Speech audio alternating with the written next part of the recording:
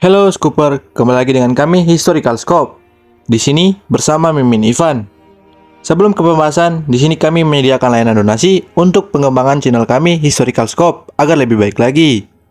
Informasi lebih lanjut untuk bagi siapapun yang mau berkontribusi atau berpartisipasi bisa langsung ke kolom deskripsi. Melalui channel Historical Scope, marilah kita bersama-sama mengenal sejarah, informasi, dan menjadi saksi sejarah di masa yang akan datang. Pada video kali ini, kita akan membahas sedikit informasi yang kata banyak orang, kematian John F. Kennedy berkaitan dengan persoalan pembebasan Papua pada saat itu. Apakah sebuah teori konspirasi atau suatu tragedi yang nyata? Pada video sebelumnya, kita sudah mengupas tuntas dari alasan warga Papua yang ingin merdeka, kelompok separatis, hingga NKRI untuk Papua. Jadi tunggu apa lagi? Kami telah menyediakan video-video tersebut di sudut kanan atas.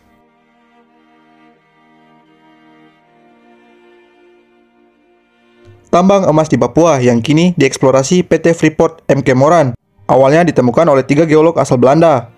Mereka, Jean-Jacques Dozy, A.H. Collignon, dan Frans Wissel, bekerja untuk Netherland New Guinea Petroleum Company yang bermarkas di Babo, Papua Barat. Pada tahun 1936, mereka bertiga menemukan gunung emas di Erzberg saat melakukan perjalanan ke puncak Kersnes di Papua. Dozy lantas menuangkan temuan tersebut dalam sebuah laporan yang kemudian disimpan di salah satu perpustakaan di Belanda. Musabab situasi politik, laporan tentang adanya gunung emas di Papua itu tetap tersimpan hingga tahun 1559.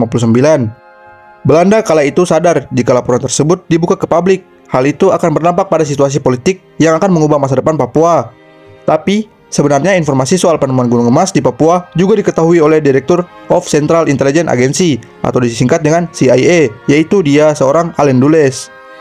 Allen Dulles adalah adik kandung Menteri Luar Negeri Amerika Serikat John Foster Dulles.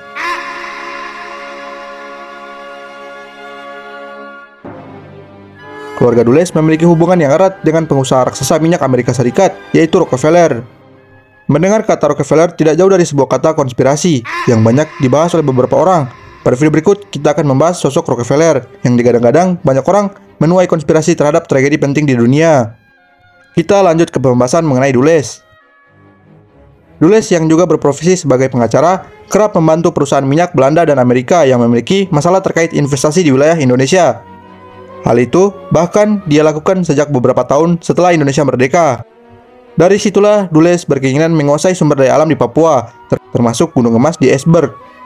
Operasi Dulles untuk menguasai tambang di Papua mulai dilakukan di masa Presiden Amerika Serikat John F. Kennedy. Presiden Kennedy pada awal menjabat melantik Allen Dulles sebagai Direktur CIA, namun Dulles tak memberikan informasi soal gunung emas di Papua kepada Kennedy. John F. Kennedy dan Allen Dulles memiliki pandangan yang berbeda mengenai permasalahan Belanda menyerahkan Papua Barat ke Indonesia.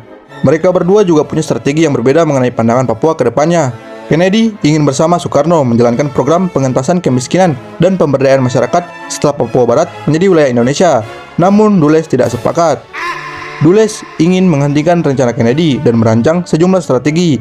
Salah satunya menghalangi niat Kennedy memberikan bantuan untuk Indonesia.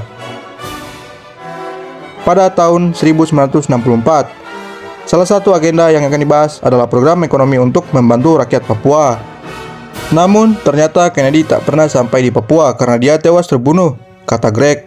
Kennedy tewas ditembak saat berkunjung ke Dallas dengan iringan mobil terbuka pada Jumat 22 November tahun 1963.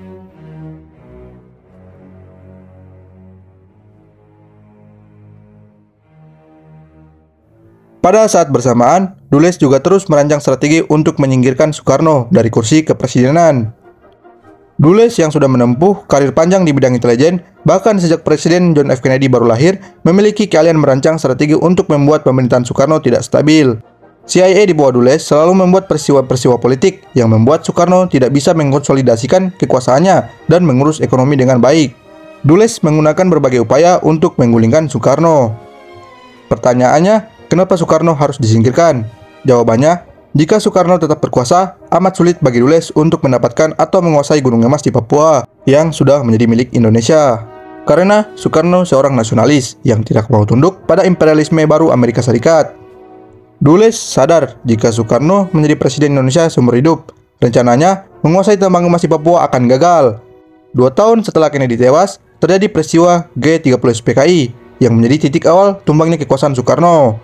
Setelah Kennedy tewas dan kekuasaan Soekarno tumbang, jalan Dulles menguasai tambang emas di Papua pun lancar. But about 10 or 15 minutes ago, a tragic thing, from all indications at this point, is... Kematian John F. Kennedy hingga saat ini masih menjadi kontroversi. Banyak pertanyaan-pertanyaan dan pilah-pilah pandangan dari masing-masing orang mengenai kematian JFK. Salah satunya perspektif mengenai permasalahan ini adalah ikut campur tangan CIA terhadap Papua yang menjadi salah satu penyebab kematian JFK.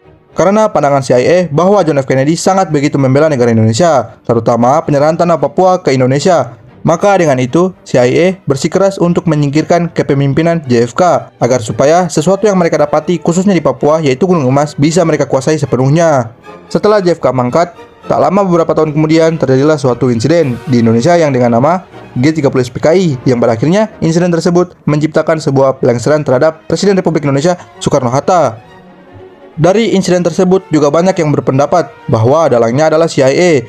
Dengan cara melengsarkan kepemimpinan Soekarno melalui G30 SPKI, maka rencana mereka di Papua khususnya Gunung Emas tak akan terhalang lagi. Mungkin hanya itu saja untuk video kita kali ini. Saya Mimin Ivan pamit undur diri.